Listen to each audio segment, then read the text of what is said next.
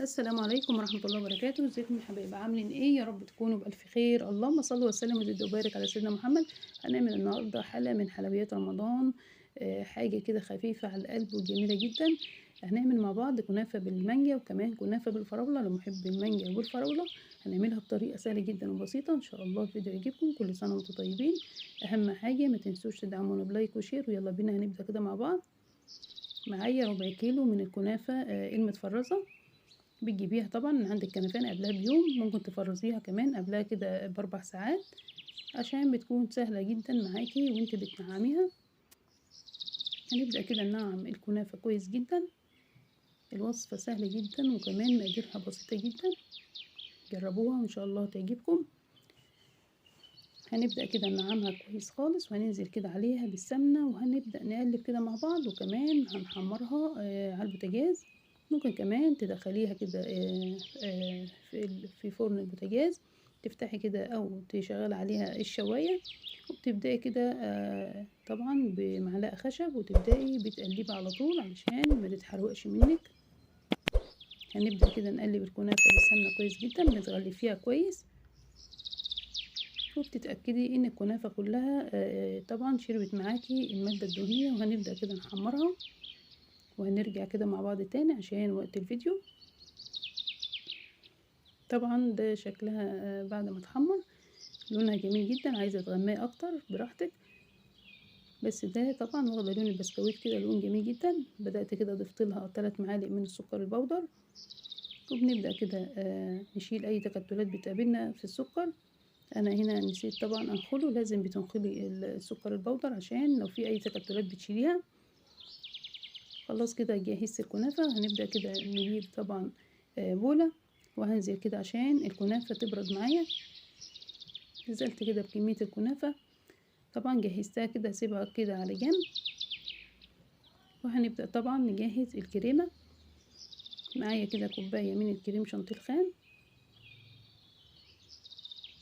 3 معالق كده من السكر، وكمان هضيف لهم كده كوباية من المية. انا ضفت كده كوباية واحدة بس من المية في البداية، وبعد كده طبعا ضفت كمان كوباية. وهبدأ كده بالمضرب كده، وهنبدأ طبعا نضرب كويس جدا مع بعض.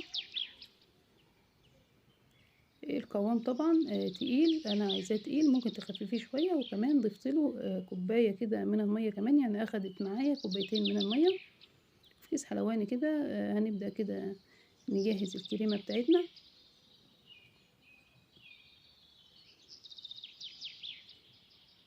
وكمان مقطعة كده مانجا متفرزة، يعني انا مطلعاها من الفريزر مش طازة ولا حاجة. وكمان مقطعة كده مقطعاها مكعبات، ومعايا كده فراولة كمان مقطعاها مكعبات.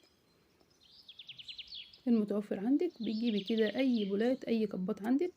انا هنا جايبة كده كاسات. هنبدأ كده بتجيبي كده بتبدأي تضيفي طبقة من الكنافة.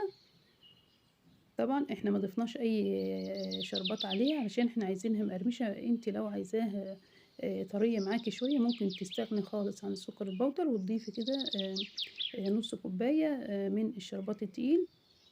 هنبدأ كده طبقة من الكريمة، طريقتها سهلة جدا. حلقة من حلويات رمضان جميلة وخفيفة كمان بعد الفطار. ممكن كمان تعمليها كده في كبات وبتاخديها معاكي كمان لو معزومة كده عند الحبايب. تكون جميلة جدا، وكمان شكلها ظريف جدا. طبقة كده من الكريمة، وهنبدأ كده ايه هنزين كده طبعا طبقة من الفاكهة. بتظبطي طبعا الكريمة كويس جدا، وهنوزع كده طبعا بالتساوي كمية الفراولة على 3. وكمان هنبدأ كده نزين المانجا كمان. تنزلي كده بالطبقات، تكون طعمها لذيذ جدا، كمان شكلها ظريف. خفيفة كده على المعدة، وخفيفة كمان جدا في الأكل. هنبدأ كده بطبقات المانجا. المانجا دي مفرزاها عندي في الفريزر، طلعت كده المانجاية قبلها ب5 دقايق، وبتبدأي كده بتقطعيها مكعبات. ضفت كده المانجا، وهبدأ تاني أضيف طبقة طبعا من الكنافة. عايزة تضيفي طبق على الفكة كريمة وبعد كده كنافة وكريمة براحتك. طبعًا الزينة أو التزيين الحاجة على حسب طبعًا رغبتِك وراحتِك انتِ. ضِفت كده كمية من الكنافة وبتبدئي كده بتسويها كويس.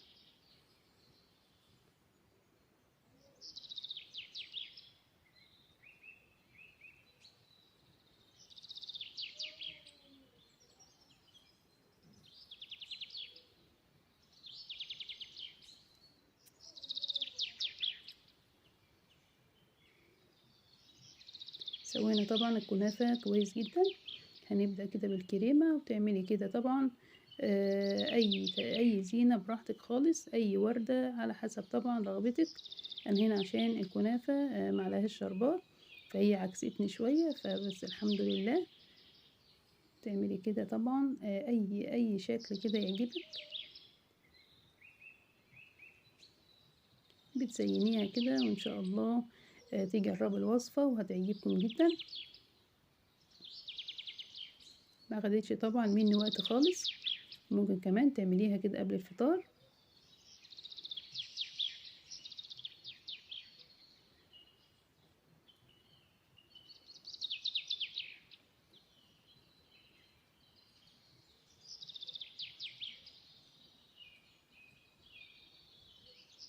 وطبعًا بالفاكهة كده اللي باقية معايا هنبدأ كده نزين الكاسات بتاعتي. هننزل كده طبعًا على الفراولة بكمية الفراولة اللي باقية معايا، وكمان على المانجا بيكون شكلها جميل جدًا.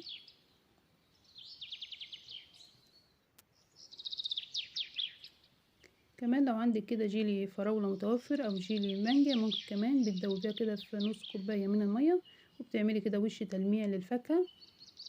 براحتك خالص، إيه المتوفر عندِك ممكن بتعمليه. هانزل كده بكمية الفراولة. وصفة سهلة جدًا بسيطة، إن شاء الله الفيديو يعجبكم وتجربوها.